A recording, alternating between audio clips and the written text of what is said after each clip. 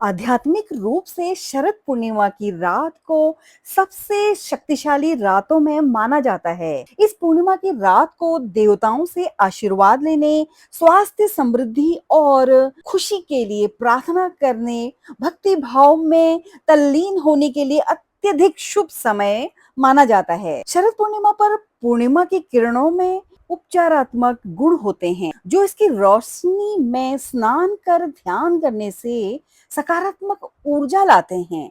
शरद पूर्णिमा, जिसे कोजागरी पूर्णिमा के नाम से भी जाना जाता है, इस दिन किए गए उपाय पूरे साल सुख, समृद्धि और तरक्की प्रदान करते हैं। इस दिन कुंवारी कन्याएं सुयोग्य वर के लिए भगवान कार्तिकेय की पूजा करती हैं। सुबह स्नान कर सूर्य को अर्घ्य देकर व्रत कर शाम को चंद्रमा की पूजा के बाद ही व्रत खोलती हैं। निरोगी रहने के लिए आप छत पर खीर चंद्रमा की रोशनी में रखकर दूसरे दिन ब्रह्म मुहूर्त में सूर्योदय से पहले ग्रहण करें, अवश्य लाभ मिलता है। घर में सुख शांति के लिए शिव भगवान को खीर का भोग लगाएं और हनुमान जी के सामने चौमुखा दीप प्रज्वलित करें, सुख शांति बनी रहेगी। शाम के समय तुलसी पूजा अवश्य करें, माँ को सफेद मिठाई का भोग लगाएं, जिससे माता लक्ष्मी के साथ विष्णु जी की कृपा प्राप्त होती है। इस दिन चंद्रमा की रोशनी में त्राटक करें, ओम चंद्रमसे नमः इसका 11 बार उच्चारण करें। मान्यता है कि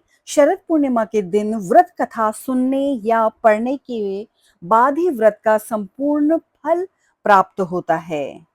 प्राचीन समय की बात है, एक व्यापारी की दो बेटियां थी, दोनों धार्मिक स्वभाव की थी। दोनों बेटियां धर्म कर्म में विशेष रुचि रखती थी, प्रतिदिन भगवान विष्णु की पूजा करती थी, एक साथ पूर्णिमा का व्रत भी करती थी।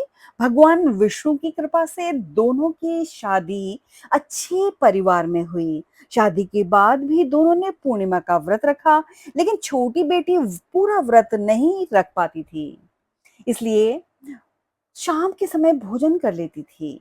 इसके कारण व्रत का पुण्य फल प्राप्त नहीं होता था। वहीं बड़ी बेटी व्रत को पूरे श्रद्धा भाव से करती थी। उसे व्रत के पुण्य प्रताप से पुत्र रत्न की प्राप्ति हुई। इसके बाद लगातार पूर्णिमा व्रत करने से छोटी बेटी को भी संतान की प्राप्ति हो गई। हालांकि छोटी बेटी की संतान दीर्घायु नहीं होती थी। एक बार जब छोटी बेटी संतान के शोक में बैठी थी, तभी उसकी बड़ी बहन आई। उस समय वह पुत्र को खोने का संताप कर रही थी। उसी पल बड़ी बहन ने मृत बालक के उस वस्त्र छूने से छोटी बहन का पुत्र जीवित हो उठा।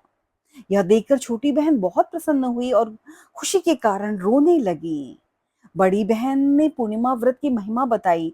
उस समय छोटी बहन ने पूर्णिमा व्रत को विधि विधान के साथ किया, अन्य लोगों को भी व्रत करने की सलाह दी।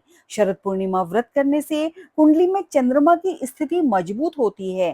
चंद्रमा के मजबूत होने से जातक को कार्यों में सफलता हासिल होती है। आप भी इस व्रत कथा का आनंद लें और आप सभी को शरद पूर्णिमा की अनेक अनेक शुभकामनाएं। धन्यवाद।